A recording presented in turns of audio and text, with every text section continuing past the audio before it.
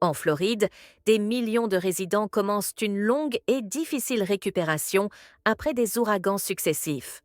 Voici les dernières informations sur la dévastation causée par les ouragans Milton et Helen. Des images aériennes de Siesta Key montrent l'ampleur des inondations et des dégâts laissés par l'ouragan Milton.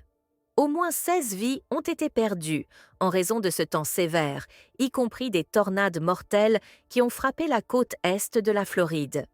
Bien que des villes côtières comme Tampa aient été en grande partie épargnées par des raz-de-marée catastrophiques, Milton a causé des inondations et des destructions généralisées. De nombreuses zones étaient encore en train de gérer les conséquences de l'ouragan Helen, qui a frappé il y a seulement quelques semaines. Le gouverneur Ron DeSantis a déclaré « En seulement 72 heures, nous avons retiré plus de 2200 camions de débris, soit plus de 40 000 mètres cubes. C'est un effort sans précédent. » Les équipes de services publics travaillent jour et nuit pour rétablir l'électricité, le nombre de clients sans électricité étant passé de plus de 3,4 millions à environ 2,27 millions.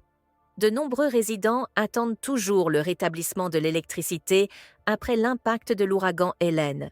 Plus de 6 500 membres de la Garde nationale ont été mobilisés dans 23 comtés pour aider aux opérations de recherche et de sauvetage, à l'aide humanitaire et au nettoyage des débris.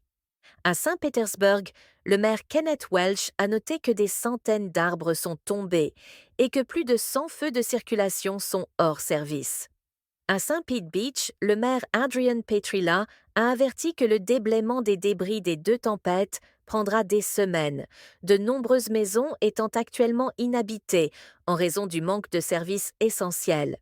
Dans le comté de Hillsborough, les autorités ont évalué les dommages dans plus de 450 propriétés.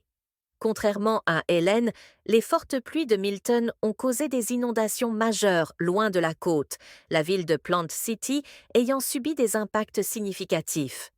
C.K. Moore, un responsable de la gestion des urgences, a déclaré « Nous espérons